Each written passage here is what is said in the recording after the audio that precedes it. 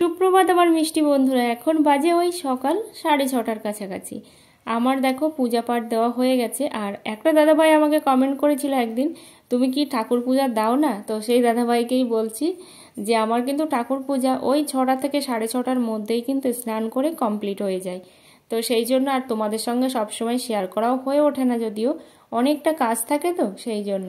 তো আজকে অনেক দিন পরে কিন্তু একটা ডেলি ব্লগ তোমাদের সঙ্গে শেয়ার করছি।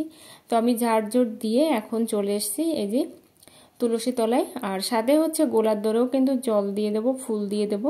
আর আমাদের গোলার এই সামনের অংশটা ভাঙা বলেই কিন্তু পেপার দেওয়া থাকে, কেউ কিছু মনে করো না, জাস্ট ইগনোর করো। তো এইভাবেই কিন্তু আমার সারাটা দিন কাটে। এখন ওই 6:30টার কাছাকাছি বাজে। আমার বাসি কাজকর্ম সমস্ত কমপ্লিট হয়ে গেছে। তারপর এখন ঠাকুর পূজা দিয়ে তারপর যাব রান্না করতে। তো এইভাবেই কিন্তু একটা বাড়ির বউয়ের কিন্তু সারাটা দিন কাটে। বিশেষ করে আমার যে কিভাবে কেটে যায় সত্যি আমি জানি না।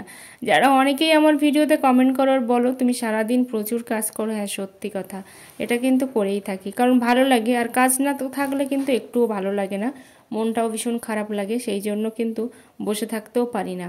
তো এখানে দেখো আমি কিন্তু কাজ করে নিচ্ছি, মানে আমার যেসব করণীয় সেগুলো কিন্তু আমি করে নিচ্ছি। হয়তো আমার ভুল ত্রুটি অনেক আছে, তো যে ভুলগুলো আমার আছে অবশ্যই কিন্তু তোমরা আমার ভুলটা শুধরে দিও, তাতে করে কিন্তু আমার বেশ ভালো লাগবে।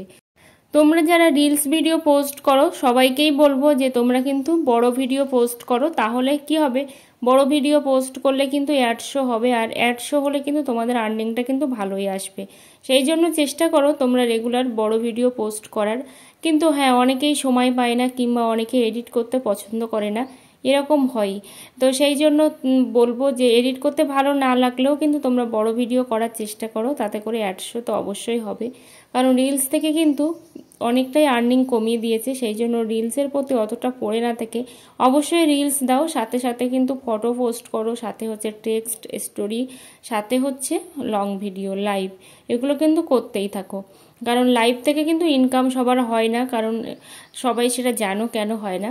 তো এখানে দেখো আমি কিন্তু আলুটাও কেটে নিচ্ছি আর সবজিটা কাটছি, কারণ রান্না করতে হবে আর তাড়াতাড়ি করে রান্না করব।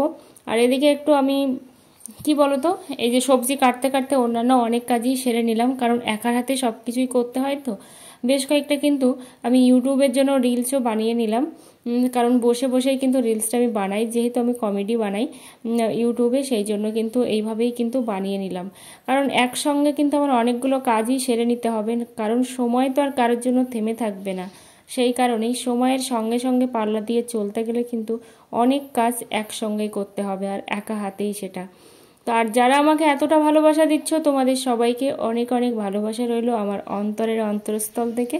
তো এখানে দেখো ননদের বাড়ি থেকে কিন্তু অনেক কয়েকটা মাছ পাঠিয়ে দিয়েছে, যদিও মাছ সেভাবে পাইনি, তারপরেও যেটুকু পেয়েছিল আমাদের পাঠিয়েছে। ভালো থেকো, ব্লগটা